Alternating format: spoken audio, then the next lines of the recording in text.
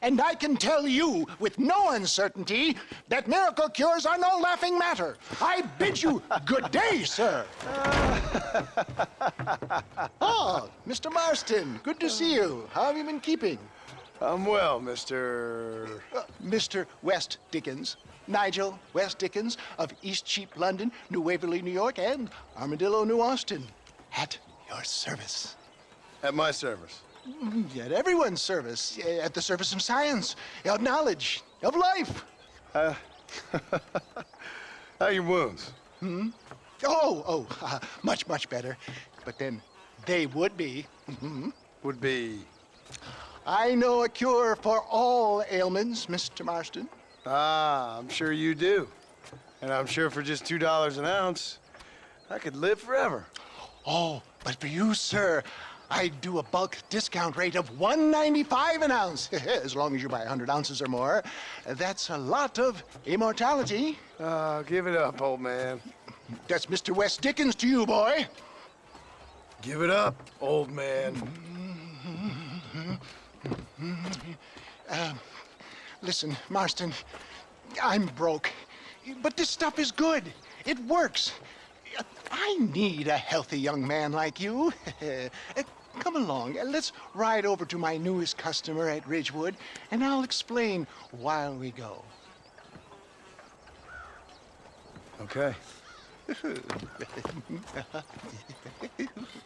To Ridgewood Farm, the sick and needy await us. Oh, the life of a wandering saver of souls.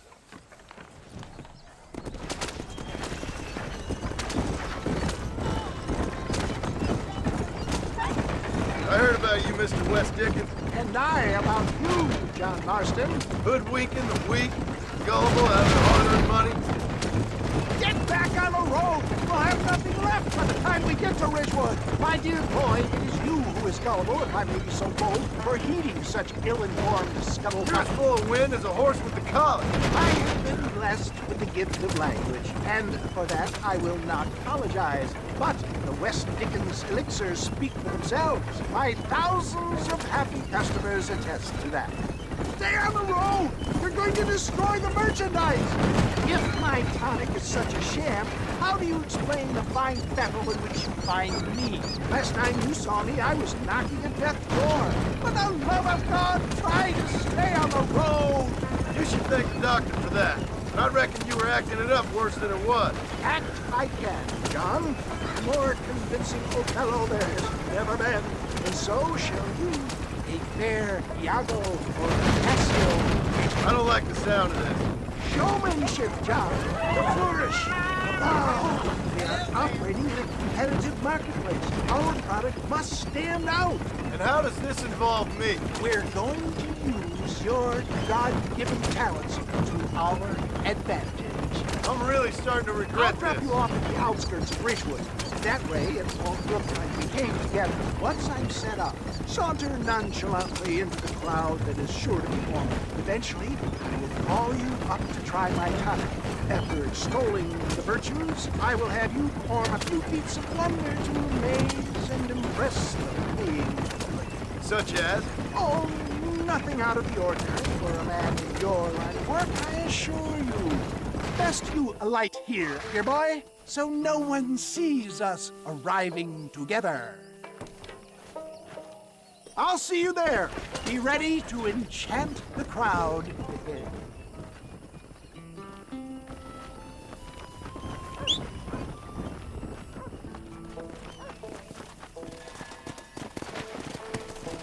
Come on.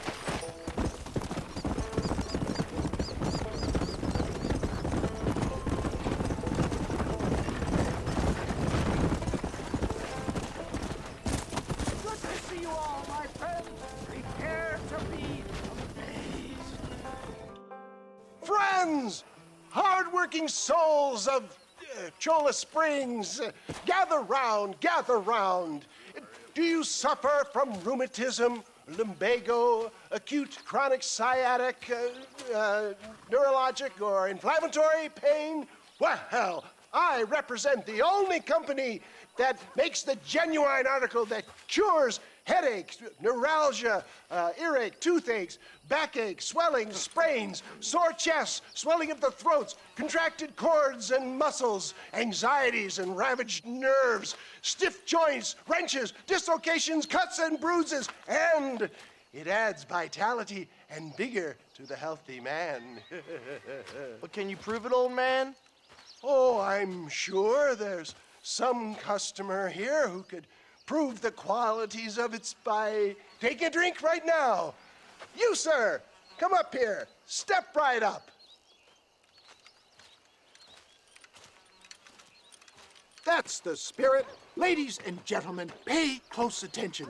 This poor, wretched volunteer, entirely unknown to me, will demonstrate the effects of Dr. West Dickens' own patent tonic. Be you a cowpoke or athlete, this miraculous elixir developed with the wisdom of the East keeps the muscles supple and relaxes the cords. It loosens the joints and gives a feeling of youth and vigor to the whole system. Not possible, I hear you say. Well, doubt no longer. Faith can move mountains, but I ask not for faith. I am a man of science, and today science will be vindicated. Your eyesight has greatly improved. Is that not so, friend? If you say so. That's right, it is. You heard him. What a good sport you are, sir. Now, gaze over yonder at that porch. If you squint, you may just be able to make out the skull that's hanging there. Go ahead, friend. Shoot that skull and demonstrate the miraculous eyesight you now possess.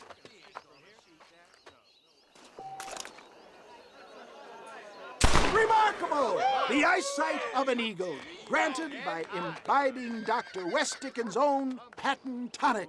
Anybody can make that shot. This man is a fraud.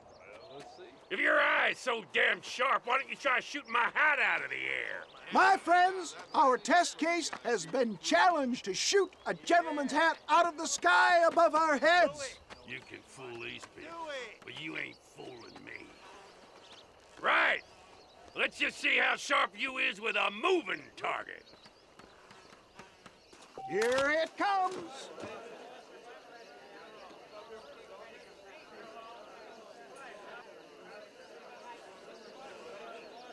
You ready to get embarrassed again?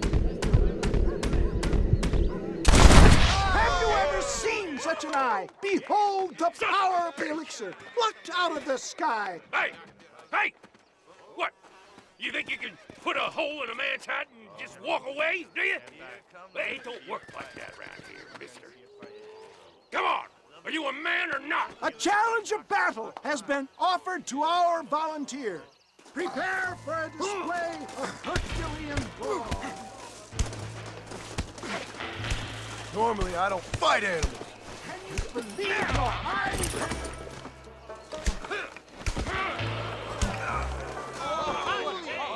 There it is, skeptics and dissenters, irrefutable proof. Do not let this opportunity pass you by. Look, he's over there. Go get him. This ends now. Watch out, he's got a gun. Who the hell do you think you are? You ain't leaving here alive. Ow! My hand! Marvelous shot, dear boy. The kind of deadly accuracy that can only be afforded by the West Dickens elixir. Come, I have plenty for all. You'll be fine. Get out of my way. Hey! Where are you going? I want a bottle. Get me a bottle, please. One of them, right here. No harm in trying one bottle, I suppose. Well, I think that went kind of well, don't you? I'm just glad that my normal job involves either chasing after cattle or murderers. Not the likes of you, mister. Don't be like that. Now, if you'll excuse me, I'd like to say my goodbyes, head on back to the real world. Wait, sir. I've been thinking about your predicament, and I think I may have an idea. I've been thinking I could be your cunning Odysseus. Beware of the Greeks burying gifts, sir. Williamson had better beware. We will make them into Trojans. I don't rightly get you. I want you to go and see my old friend Seth. He can come across as a little curious, but I'm sure you two will get on. He's most often found at Coots Chapel. He's very devout. Why see him? Because between him and me, we can get those gates to open for you, and you can walk right in, just like in Homer's great Trojan yarn!